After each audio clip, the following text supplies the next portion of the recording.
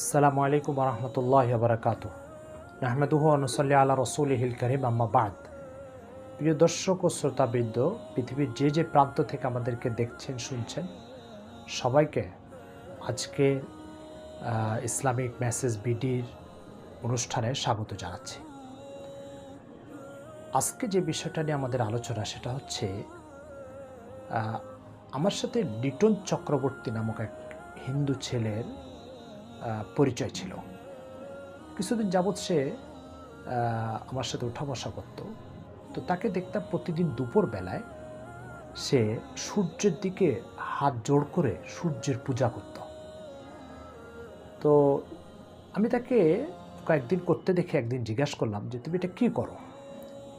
সে বলছে আমি সূর্যের পূজা করি। সারা পৃথিবীকে যে সূর্য আলো দেয়, সারা পৃথিবীর কোটি কোটি মানুষ যে সূর্যের থেকে উপকৃত হয়, তার উপকারটা স্বীকার করব না, তার সামনে নত হব না, এই বলে সে সূর্যের উপাসনা যে কেন করে তার যৌক্তিকতাটা আমার সামনে তুলে ধরল। আর হিন্দু ধর্মের মৌলিক বিষয় হচ্ছে এটা, যাকে বড় মনে করে, যেই সৃষ্টিকেই প্রভাবশালী মনে করে তারই পূজা করে। এই জন্য ওরা সাপের পূজা করে, বড় একটা বট গাছ দেখলে সেটার পূজা করে, এভাবে সূর্যেরও পূজা করে। এটা হচ্ছে ওদের কাজ, ওই ধর্মের কাজ বা ওই ধর্মের আনুষ্ঠানিকতা। আমি লিটন চক্রবর্তীকে নিয়ে একদিন বসলাম, বসে বলছে, আচ্ছা লিটন ভাই, আমার একটা কথা আপনি যদি একটু মনোযোগের সাথে শুনেন। বললো হ্যাঁ বলেন। তার সাথে একটা হৃদ্রতা সৃষ্টি হয়েছিল, সে আমার কথা শুনতো। বললাম যে একটা মহাসড়কের পাশে আমি আর আপনি দাঁড়িয়ে আছি, বা দুইজন বন্ধু দাঁড়িয়ে আছে। একটা গাড়ি পুরা গ্লাস বন্ধ, ভিতরে কয়জন বসা আছে, কে বসা আছে, কে চালাচ্ছে, কিচ্ছু বোঝা যাচ্ছে না বাইরের থেকে। কিন্তু এতটুকু বোঝা যাচ্ছে যে দ্রুত গাড়িটা সামনে দিয়ে দৌড়াদৌড়ি করতেছে, একবার যাচ্ছে একবার আসতেছে দ্রুত গতিতে। কিন্তু গ্লাস কালো থাকার কারণে ভিতরে কিছুই দেখা যাচ্ছে না। এখন ওই দুই বন্ধুর এক বন্ধু অপর বন্ধুকে বলছে যে দেখো দেখো, চালক ছাড়া গাড়ি চলছে। তো অপর বন্ধু বলছে, আরে চালক ছাড়া আবার গাড়ি চলে নাকি? বলে আরে চালক আছে এটা তুমি কিভাবে বুঝলে? বললো যে গাড়ি কখনো, এই চাকা যে ঘুরতে দেখছি, চাকা কখনো চালক ছাড়া ঘুরতে পারে না। চাকা ঘোরা দেখে বোঝা যাচ্ছে চালক একজন আছে ভিতরে। বুঝো, চালক আছে তো আমি তো দেখছি না। আরে তুমি না দেখলেও এই কালো গ্লাসের ভিতরে চালক বসা আছে, তুমি দেখছো না, কিন্তু চালক একজন আছে। তো আমি লিটন চক্রবর্তী ভাইকে জিজ্ঞাসা করলাম যে যে ব্যক্তি বলতেছে যে চাকা, এই গাড়ি দৌড়াদৌড়ি করতেছে চালক ছাড়া, আপনি কি তার কথাটা মেনে নিচ্ছেন বা নেবেন? বললেন না না, আমি ওই বন্ধুর কথা মানব যে বন্ধু বলবে যে চালক না দেখা গেলেও ভিতরে একজন আছে, আর চাকা ঘোরা দেখে বোঝা যাচ্ছে যে চালক একজন আছে।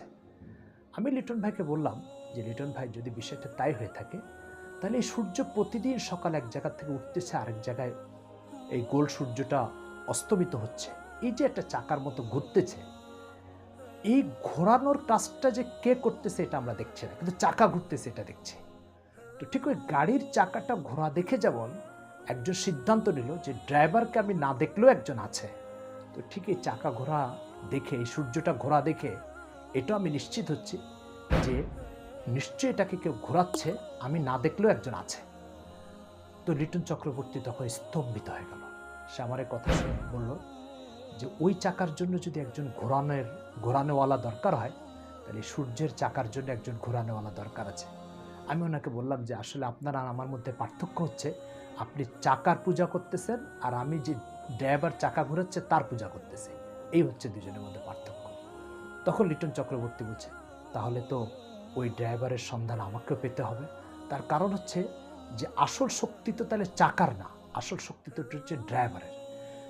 তো সেই ড্রাইভারের সন্ধান আমাকে দেন। তখন আমি তাকে বললাম যে মহান আল্লাহ তাআলাই হচ্ছে সেই ড্রাইভার যে এই সূর্যের চাকাকে ঘোরাচ্ছে। তখন ওই মজলিসে সে আমার হাতে হাত রেখে ইসলাম কবুল করলো এবং সেদিন থেকে সে হিন্দু ধর্মকে ত্যাগ করলো। প্রিয় দর্শক ও শ্রোতাবৃন্দ, ইসলামের প্রথম ও প্রধান শিক্ষা হচ্ছে দৃশ্যমান কোনো বস্তুর পূজা নয়। দৃশ্যমান বস্তু সব হচ্ছে আল্লাহ তাআলার সৃষ্টি, এটার কোনো ক্ষমতা নেই। লা ইয়ানফা ওয়া লা ইয়াদুর, ক্ষতিও করতে পারে না, উপকারও করতে পারে না। আসল যে সে হচ্ছে এই চাকাকে যিনি ঘোরাচ্ছেন, অর্থাৎ মহান আল্লাহ তাআলা যিনি অদৃশ্য। এই জন্য কোরআনের প্রথম কথা হচ্ছে আল্লাযীনা ইউমিনুনা বিল গায়ব, যারা অদৃশ্যের খোদাকে বিশ্বাস করে। দৃশ্যমান বস্তুর পূজা করা এটা অন্য ধর্মের কাজ, ইসলামের কাজ না। ইসলামের কাজ হচ্ছে অদৃশ্যের এক মালিকের পূজা করা, যাকে দেখা যায় না। তারপরে লিটন চক্রবর্তী আলহামদুলিল্লাহ ইসলাম কবুল করলো, 3 চিল্লা সময় লাগালো, সে এখন পাক্কা মুসলমান, তার নাম আব্দুর রহমান, এবং সে দিব্য ইসলামের ভিতরে জীবনযাপন করছে। প্রিয় দর্শক ও শ্রোতাবৃন্দ, এই কথার দ্বারা আমার উদ্দেশ্য হচ্ছে সেটা হচ্ছেই যে আসুন আমরা চাকার পূজার থেকে বেরিয়ে যাই, দৃশ্যমান বস্তুর পূজা থেকে বেরিয়ে মহান আল্লাহ তাআলা, যাকে দেখা যায় না, যিনি গায়েব, যিনি চাকা ঘুরাচ্ছেন, শুধু চাকা নয়, পৃথিবীর প্রতিটা বস্তুই ঘুরাচ্ছেন এবং নিয়ন্ত্রণ করছেন, আসুন তার পূজা করি, তার গোলাম হয়েছে, তার হক আদায় করি। আল্লাহ আমাদেরকে বোঝার তৌফিক দান করেন। এগুলো আজকে আলোচনা শেষ করছি। আবার কোনো প্রোগ্রামে আপনাদের সাথে দেখা হবে। আসসালামু আলাইকুম ওয়া রাহমাতুল্লাহি ওয়া বারাকাতুহু।